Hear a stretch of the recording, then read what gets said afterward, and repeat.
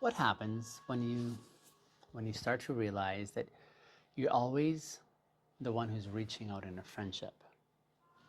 Like you're always the one who's checking in. You're always the one who remembers the milestones. You're the one who's planning the meetups.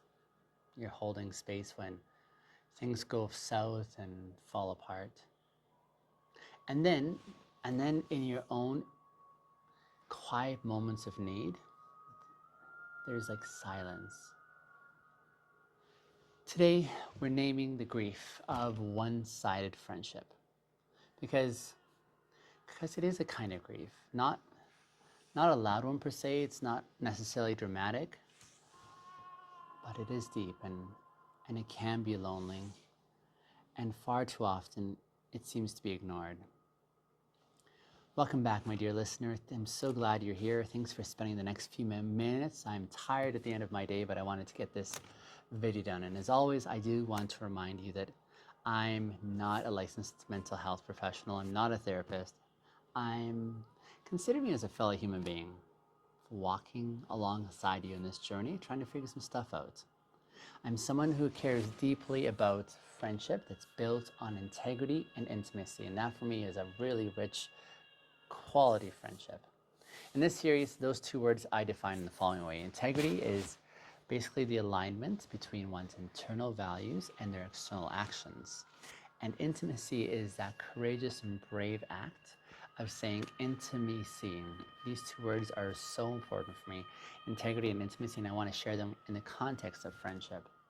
And both these words are challenged when you're doing all the emotional labor in a relationship alone. So one-sided friendships aren't always obvious, I think. It doesn't always look like being ghosted. Sometimes it's more subtle, right? It looks something like you're the one who's always initiating the conversations, or maybe you're being remembered only when you're needed, right? Can you relate?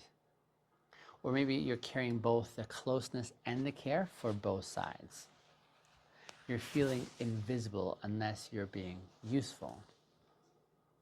And over time, this slow erosion of reciprocity, it starts to wear on you, and you begin asking yourself questions like, am I expecting too much perhaps? Or do I just need to be more understanding?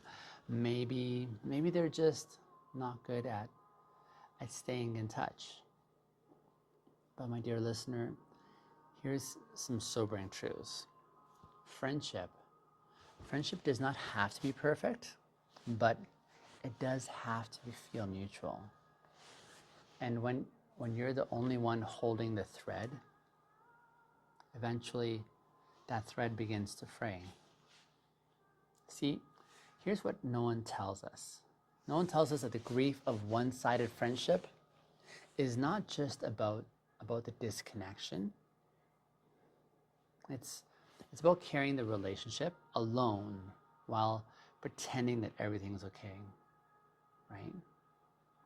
It's mourning the conversations that never came, or it's grieving like the emotional check-ins that you never received but desperately wanted to. It's holding someone close in your heart while knowing you don't live in theirs in the same way, in a similar fashion. And that grief, it's real.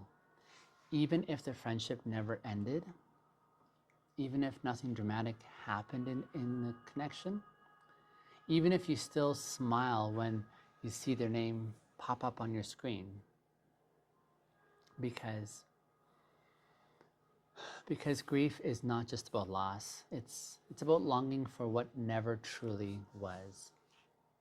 And so how do you know when a friendship is truly one-sided? Here are some questions that may help. You could ask, if I stopped initiating in this friendship, would it still exist? See, sometimes the answer to this is quite sobering. But remember, clarity is kindness, right? You could ask, do I feel emotionally lighter or heavier after time together that I spend with this person? Because your body tells the truth, and it's just a thing about learning how to pay attention to it. Then thirdly, we could ask, have I expressed my need for more mutual energy? Or am I just silently hoping that they're going to notice? If you've never said it out loud, your resentment may be louder than your friend's sense of awareness. So, these questions aren't about blame. They're more about bringing you back into your own integrity. So, what can we do when we realize that we're the only ones showing up in a friendship? When you realize you've been over-functioning in a friendship, you don't have to explode. You don't have to ghost them. You don't have to even create a story about who they are. No, you can actually consider the option of returning back to your values. And here are some ways to move forward. Pause the overgiving part and see what happens when you stop filling in the silence.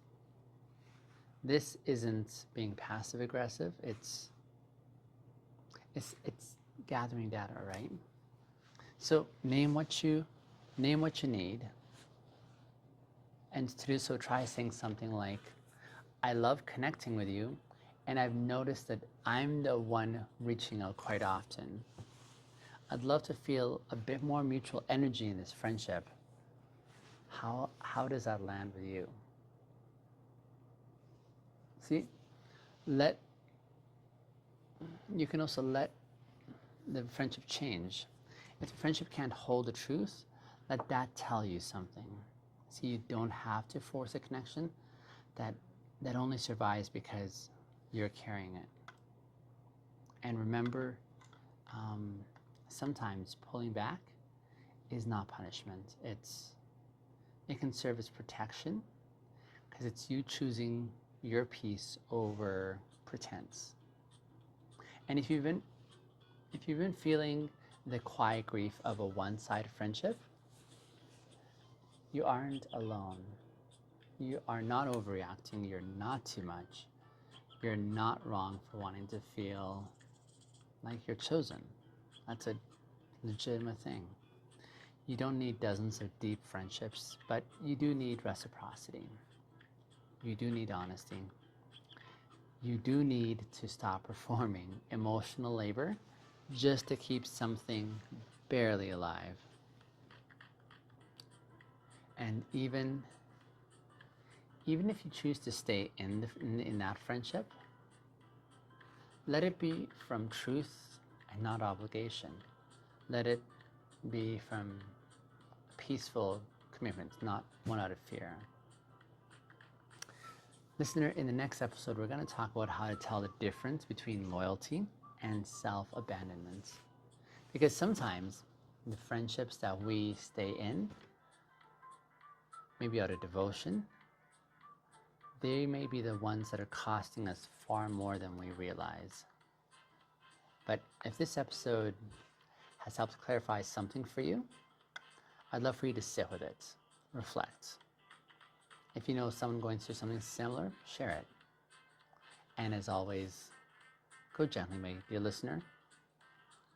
Be kind to yourself, because you're doing far better than you think.